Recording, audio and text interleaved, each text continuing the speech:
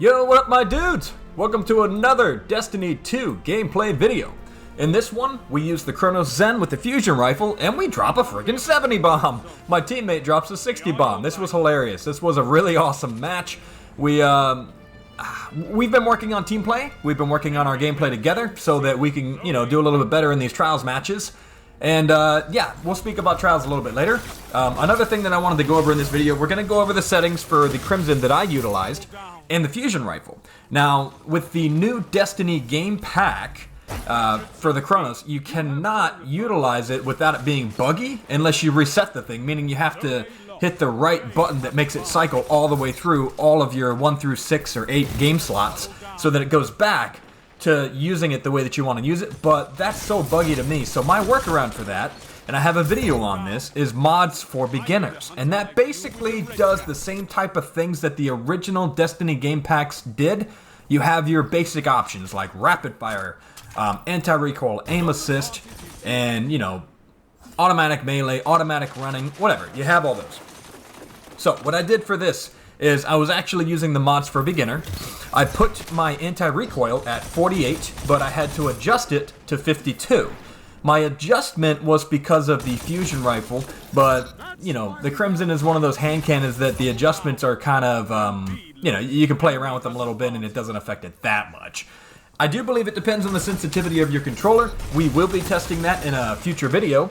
If you guys were keeping up with the channel, we did test aim assist. You guys know I've been saying that I don't feel like aim assist does anything in Destiny for Cronus Zen usage, but check it out.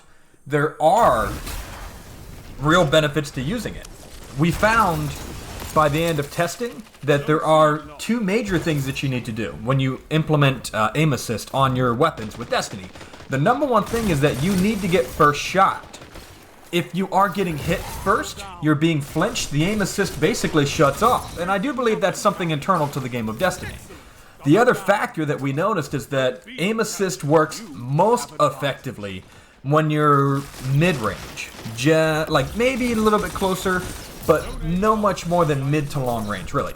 Close range, there seems to be a lack of it. And that makes sense. The character model is bigger. You can aim from the hip. But that was really cool to figure out. I did a whole video on that, and I also did a couple of examples of how to beat the aim assist. Because if you're playing with someone, or against someone that has the Cronus Zen, and you're gonna come up with it because this thing's becoming very popular, then you need to know how to beat it. Not just use it, but also beat it. There are things that break aim assist. The Hunter Dodge is one of them. The double jump is another. Not the first jump, but the second jump breaks aim assist. So that was really cool stuff to figure out. That is in that previous video. Now, for the Crimson, this gun itself, it's a, what do you call it, man? It's basically a pulse rifle, but they made it into a hand cannon. In Destiny 1, this was a high-impact pulse rifle that could 2-burst, and it sounded like a chainsaw, which is really freaking badass. They put it into a hand cannon. Thanks, Bungie. And now it's what it is. It's still really fun to use. It doesn't have the range that it used to, but it's still a really fun gun to use. It gives you all your health back as soon as you get a kill, and if you land all headshots, it replenishes all of your ammo. There's a ton of utility to using this thing. It is very effective in game modes like Trials of Osiris. If you guys use this weapon with the bottom tree solar subclass for Hunter, you are gaining a ton of super energy as you're getting your health back and constantly replenishing your ammo. That opens up a ton of possibilities for you to use other things on your classes. Like I have Aetherius Embrace, so I can basically attack you a few times with the hand cannon in the head, and then I could throw a knife around a corner, it'll bounce off the wall and catch you. Haha, eat it. So really cool. Nice option to have. The rest of the gameplay video, if you guys are taking a look, I go on a couple of decent runs, nothing crazy. We are working on our teamwork, like I said before. And if you've been watching, you'll notice that we're doing different patterns with each other. I'm playing off of him in a shadow-like manner, meaning he takes the lead and I take point for follow-up. As he's getting shot, he pulls their aim to the corner so that I can now shoot openly. There are times in the video that you'll see I slide forward and he's running behind me, about 5 meters behind. We were trying to stay between 5 to 10 meters within each other. That's why, sometimes you see us hugging each other. The other thing that I do is when I know that he is firing in a certain direction, I follow the bullet tracers. So if you're using an energy weapon, the bullet tracers will let you know which direction your teammate is shooting in. So you can come around the corner and use that like almost like a wall hack, where you can use it so you can see exactly what direction you're shooting, and that'll give you the angle you need for when you come around the corner.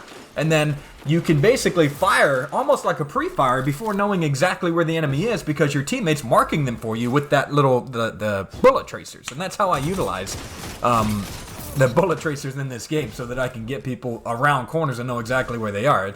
It's one of those things that you develop by working on your reaction time, but also working on anticipation. That is an athletic concept that I've been able to bring into the game of Destiny.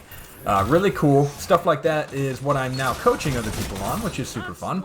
Anyway, yeah, so the teamwork that we've been doing is really cool. We're working on very specific things, so that's why you see us doing certain patterns in the game, certain movements. It's why you see me moving into areas that I'm clearly going to die in, but I'm doing that so that he can follow up.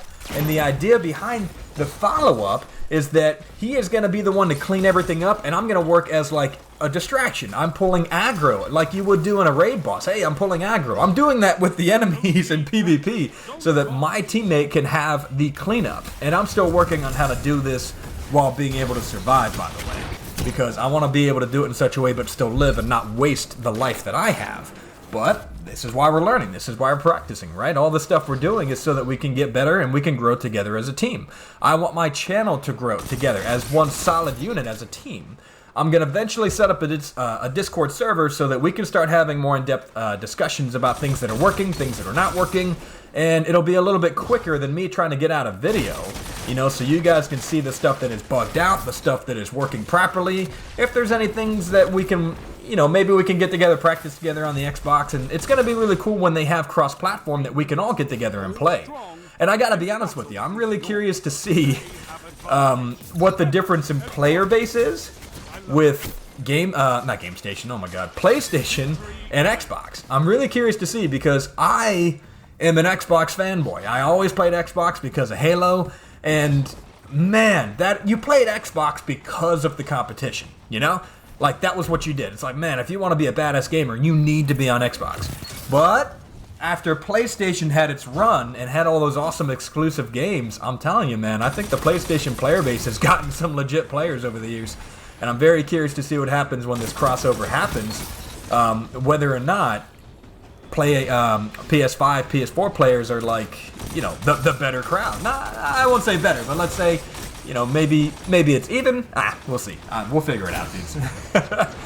Alright guys, hopefully you enjoyed the gameplay video. This was really fun for me. This was a really amazing game. I am finally enjoying this game on the level that I used to enjoy it at. I don't know about you guys. Like, I don't feel like I need fresh new content to play the game. Like, I can get in there, play with the team, work on something, practice, and it makes me feel like I have more purpose to play the game. You know, I'm getting on and happy to get back on. Alright, my dudes, thank you so much for watching the gameplay video. Hopefully you enjoyed it. If you got any questions, leave them down below. If you guys want to see any other videos, leave that in the comment section. This has been Fitness and Gaming. I don't have a closing line still. The other one I used kind of flopped, so I'll come up with another one of these days. Give me a closing line, peoples. Put something down below that you want to hear. Alright, have a good one.